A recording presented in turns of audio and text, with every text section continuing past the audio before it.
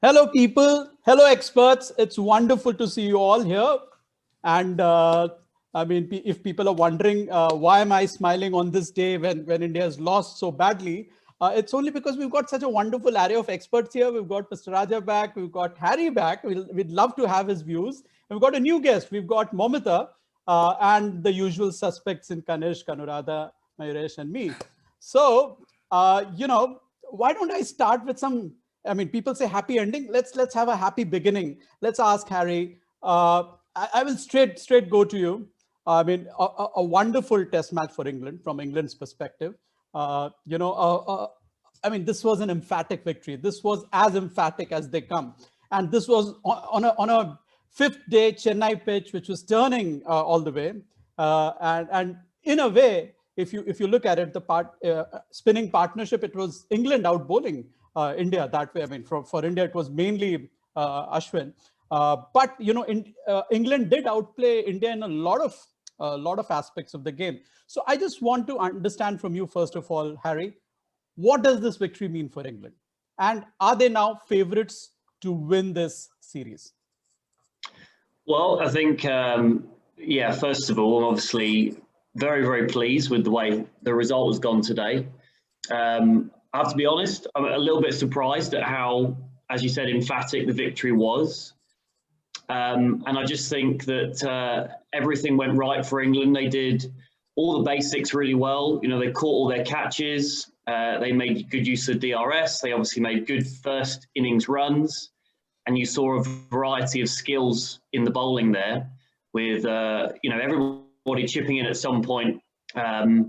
Guys that can spin the ball in away from the bat, away from the left hand, away from the right hand. You got obviously Jimmy Anderson with his swing, pace of Jofra Archer, and Stokes chipped in a little bit as well. I'm cautious not to get too overexcited, being typically English, and I know that India will bounce back strong, but we have to enjoy. We obviously have to enjoy the moment, and it is very historic. The fact that I think it's the first or second loss in the last 8 years or something like that. So yeah, very, very pleased with how it's gone, but also fully aware that we've got 8 more test matches against India in the next few months. Okay, all right. So cautious but ebullient, obviously.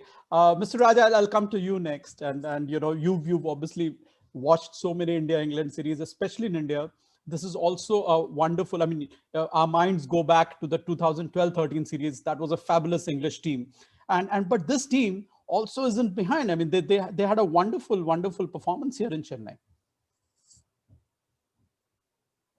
You're on mute, Mr. Raja. So I think I'll have to ask you to unmute you. Yeah. What really surprised, I didn't have very high expectations from this team, to be honest, because if I look at the batting, players like Lawrence is completely new to Indian conditions. You have Sibley, who's a decent batsman, but again new, and you have Burns. Yeah, so even Pope hasn't got experience of Indian conditions, so I wouldn't consider this a very strong batting lineup. Okay, Root's double hundred was superb, but for the rest, the other players just gave him partnership. Sibley was really quite a revelation for me, actually. I mean, his first innings, I think, in India, and he gave a fantastic 200-run partnership to Root. So we have got to realize that these are players who really played out of the skin, I'd say, for Sibley at least. Okay, what I found a little strange actually is that these are English players who are touring India for the first time. Normally what happens is you get overawed by the conditions, and you have all this impression about India as a very difficult tour, and it's that sort of an impression you create already in tourists' minds. There's a psychological game also, but this English side, I don't think they got overawed by the conditions. I mean, everyone just played to his limitations. They gave Root most of the strike, and Root, of course, I'm a big fan of Root actually. The way he goes about, the ease with which he gets his runs, and he never gets bogged down. No? He's just got the casual way of keeping on building up runs. But still, overall, I don't think this is a very strong batting lineup.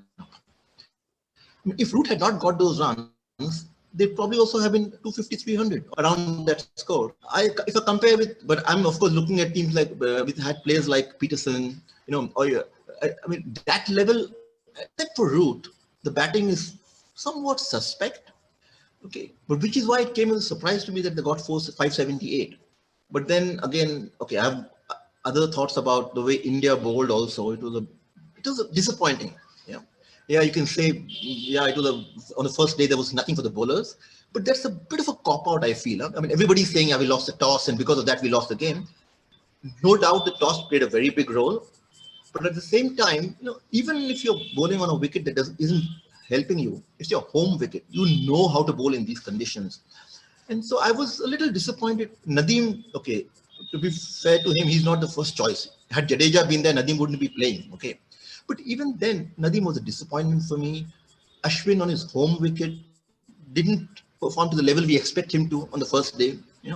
So, and Bumrah, for me, Bumrah is my favorite bowler. Okay. I mean, he's my go-to bowler for any quick wickets. And on the first day, Bumrah also, I mean, if you remember, I think it was the last delivery of the day when he got Sibley last out. last over, and then the game started. The end of Shams were called at that point in time. That delivery, which got Sibley, was a typical Bumrah, I call it. Okay, absolutely. Okay, yeah. And but that delivery was the whole day. He hardly produced anything of the sort. Huh? He was fairly erratic by his standards. Huh? He's got very high standards. So by his standards, he was quite erratic. And I think once they got 570. Like Gavaskar also said in the commentary, we were just playing catch up after that. Huh? Yeah. And then you can talk about, the pitch deteriorating on the fourth day and fifth day, but we already lost it in the first 2 days, to be honest. So after that, I mean, and if you look at the English bowlers, like Harry said, they just, everyone did his job. Okay. Let's be honest, Leach and Bess aren't yet world class or something like that. Okay. But within their limitations, they did the job. Yeah.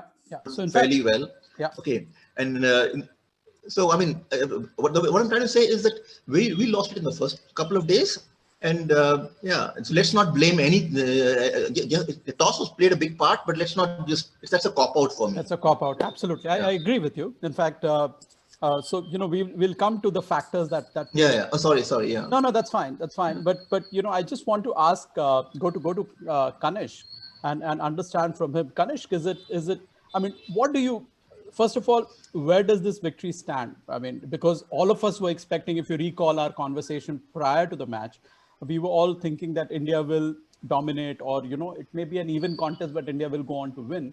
But this was an emphatic victory. This was, I mean, from that perspective, it was an upset, but you have to see that it was a very confident English side. Possibly they had, some X factor players. Obviously, Root is an X factor player, but they also had, Ben Stokes. They had, even Jofra Archer, who, inflicted a couple of very crucial blows for them. So what do you think? Where does this stand?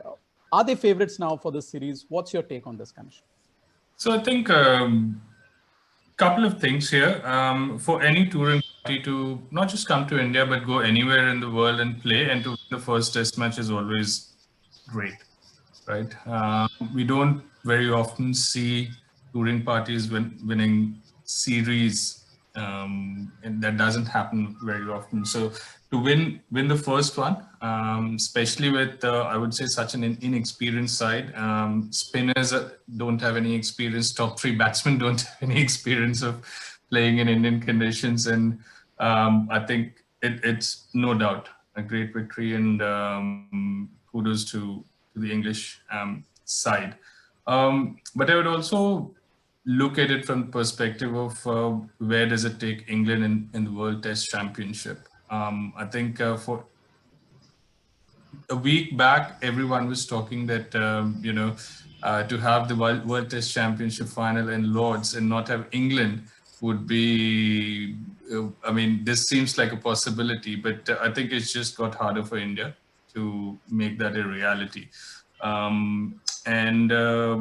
I think from that perspective, England should be extremely happy on both counts. Now, as far as the series is concerned, I think in knowing how Root has captained the team and what sort of decisions he has taken during the test match, I don't think even they would say that they are favorites to win the series right now, and that's slightly over optimistic, I would say. Knowing the Indian side and knowing that we bounce back when we are at our lowest, so I don't think the series is wide open, and I would still say that India still remain favorites to see. The only suspect for me at the moment, and that's a big suspect, is the Ahmedabad wicket, which I don't think anyone. It's a new stadium, no one has a clue, and to add to it, it's going to, we are going to have 2 day-night test matches, but I would still say India remain favorite to win. But it's no doubt a great victory for the English side. I think so. When you said two day-night test matches, is it just one day-night test match, and is the other one a day test match, or are both of them day-nights? But anyway, I thought just the third test match was a day-night one, but we'll come to that. But you're right. I think India has the ability to bounce back.